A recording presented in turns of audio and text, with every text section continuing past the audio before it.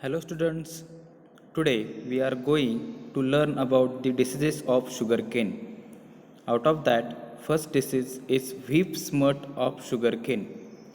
As we know that whip means a whip-like structure and smut means a blackish powder is observed on the sugarcane. So that's why it is called as a whip smut of sugarcane. That whip smut of sugarcane is caused by the fungus that is Ustilago scitamania. Regarding symptoms, the affected plants produce a whip-like structure which is several feet in length and which is curved on itself. It comes out from the central spindle at the apex here. It comes out from the central spindle of the apex at the apex. In its earlier stage, the smut-like powder on this whip-like outgrowth is observed. That is, a blackish powder is observed on the whip-like structure here, and that blackish powder is covered by a whitish silvery thin membrane. When this thin whitish membrane is ruptured, so again blackish powder is emerged out and it is blown away, a powdery dust. So this is the symptoms of whip smut of sugarcane. Regarding PSI, that is primary source of infection. So infected smutted canes. Then next, spore borne on birds or the rotted or returning of the smutted canes. These are the PSI of whip smut of sugarcane. Regarding secondary source of infection, that is SSI, so that pathogen is spread by the wind or irrigation water. Regarding management strategies, we use the healthy sets of sugarcane or we remove the smutted canes in gunny bag and destroy them. Then next, avoid the planting sets from the smutted canes, and before the planting, the hot water treatment is used. So dip the sets of sugarcane in hot water in 52 degrees Celsius temperature in with 1 hours. Then dip the sets of sugarcane in 0.5% of Vitavax or Bavistine. Or we use the resistant variety like CO449 527 or CO, that is Coimbatore 7219, etc. The next disease is red or rot of sugarcane. It is caused by the fungus Coletotrichum fulcatum.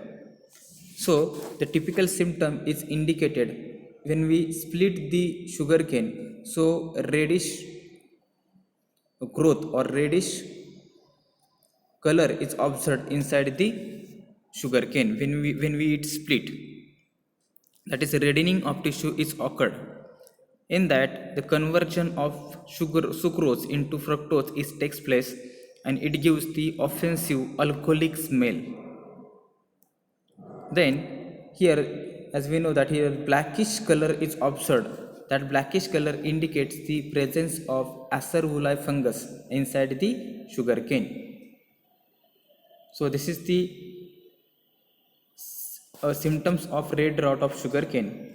Next, regarding the perpetuation, primary source of infection is planting material or infected plant debris, and secondary source of infection is conidia, which will be spread through the irrigation water. Regarding management strategies, use the healthy sets of sugarcane which is free from disease, or we dip these sets of sugarcane in 0.1% carbendazim solution. Next one is grassy shoot of sugarcane. As we know that the grassy shoot of sugarcane is a phytoplasmal disease. It is caused by phytoplasma. Here the picture indicates the number of thin tillers. Here the number of thin tillers is emerged out from the base of the sugarcane, and due to that it looks a grassy appearance. In that the leaves, it becomes whitish or chlorotic. In case of that, leaves become whitish or chlorotic. Then in that disease, cane formation does not take place, and due to cane formation is absence, so what happens? Yield of that crop is completely reduced, because if the cane formation is not takes place, so juice formation is not takes place, sugarcane juice, and due to that the yield of that crop is completely reduced. So that grassy shoot of sugarcane is transmitted by the insect, that is aphids, and for that we control the aphids transmission, that is we use the suitable insecticide, that is called as an chloropyrifos at an rate of 0.2%. The next is SMV. So as we know that SMV, that is sugarcane mosaic virus, in that here the chlorotic lesions are observed on the leaves. Due to the virus infection, the chlorotic leaves are observed on the or chlorotic lesions are observed on the leaves, and due to that here a dark green yellow patches are observed on the leaves. So this is a typical or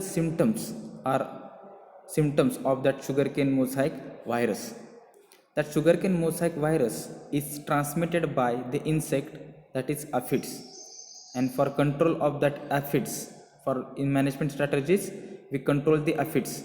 So for control of that aphids we use the chloropyrifos insecticide at a rate of 0.1%, or we do the hot water treatment, that is sets of sugarcane is dipped into a hot water having temperature of 52 degrees Celsius for a period of 20 minutes, or use the healthy sets of sugarcane.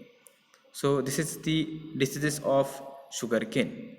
So if you have any difficulty in that, so you should ask me. Thank you.